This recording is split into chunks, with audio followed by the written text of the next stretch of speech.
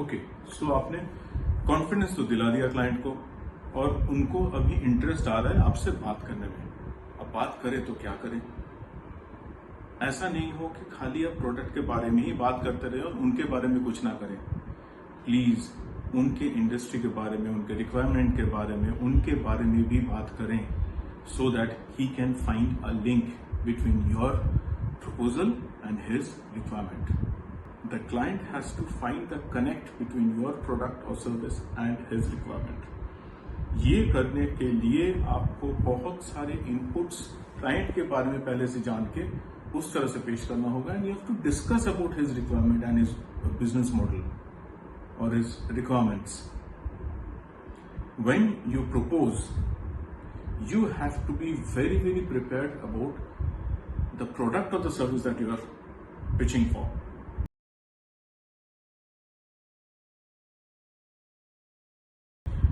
बहुत सारे क्वेश्चंस आते हैं क्लाइंट की तरफ से जिसको आपको हैंडल करना पड़ेगा. अगर आप उसमें थोड़ा सा भी 19-20 होता है, अगर आपको सही तरह से हर क्वेश्चन का आंसर नहीं पता, डू नॉट वरी, रिलैक्स. आप अपने सामने एक पेन एंड पेपर रखिए, एक पैड और एक डायरी जो आप लेके आए हो, और वो खोल के रखिए क्लाइंट के सामने, so that he also feels that बात करते वक्त जो भी हो रहा है आप नोट डाउन कर रहे हो. आप क्या नोट डाउन कर रहे हो? The action points, the queries that are raised. और क्लाइंट भी देख रहे हैं आप उनके सामने नोट कर रहे हो. इसका मतलब ये है you are giving him importance. इंसान को अच्छा लगता है अगर कोई उन्हें इंपॉर्टेंस देते हैं. तो अब क्या करोगे आप? जो भी क्वेश्चंस आ रहा है, try and handle it very well. अगर आपको जानकारी है, do not handle a question जिसका जवाब आपको नहीं पता. आप इत्मीनान से बताइए, ये वाला पूरा डिटेल्स हमें नहीं पता, मैं इसकी जानकारी लेके आपके पास भेजता हूं या फिर मैं लेके आता हूं, and you note it down. He will respect that. लेकिन आपने अगर जैसे तैसे करके उसको हैंडल करने का कोशिश की और अगर गलत इंफॉर्मेशन दे दिया और वो क्लाइंट को पता लग गया कि वो गलत इंफॉर्मेशन है, तो आपकी छवि वहां पर खराब हो जाएगी. So be very candid, very transparent. जहां तक मुझे पता है 10 क्वेश्चन में से हो सकता है कि 6-7 क्वेश्चन आपको पता है आंसर देना, और जो 3-4 क्वेश्चन हैं वो आपको नहीं पता. हो ही सकता है, इंसान है भाई, ठीक है. और उसके बाद आप क्लाइंट को पूछ लीजिए कि इसका नेक्स्ट प्लान ऑफ एक्शन क्या है. आप सभी क्वेरीज का जवाब तो दे देंगे.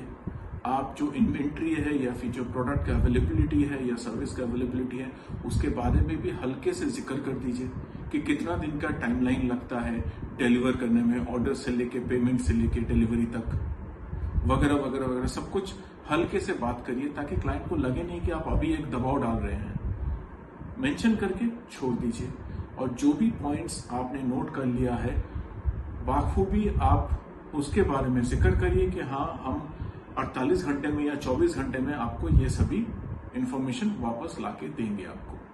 And then it will help you take a decision. Mind you, human brain can not have multiple information together जिसमें उनका इंटरेस्ट नहीं है.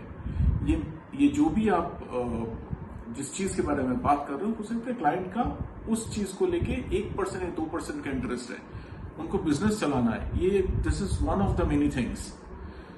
तो आपको 24 से 48 घंटे के अंदर रिवर्ट करना है ताकि आपका जो जवाब हो या आपका अगला मीटिंग हो, ये सभी 24 से 48 घंटे के अंदर होनी चाहिए ताकि क्लाइंट को सब कुछ वो याद रहे जो आपसे अभी बात कर रहे हैं.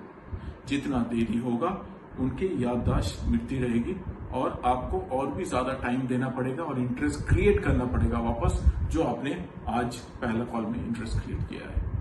सो for your own benefit, for the clients benefit और for the overall business benefit, आपको एक टाइमलाइन मेंटेन करना चाहिए depending on the requirement of the decision making.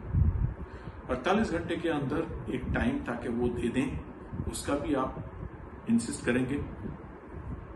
और exact timing and venue of the meeting आप लेके आराम से खुशी खुशी क्लाइंट को थैंक यू बोल के वहां से निकल जाएंगे. कोई एक्स्ट्रा बात नहीं, कोई 19-20 इधर उधर का बात नहीं चाहिए. No personal talk, no loose talk.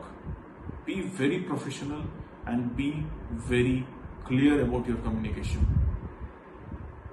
All the best.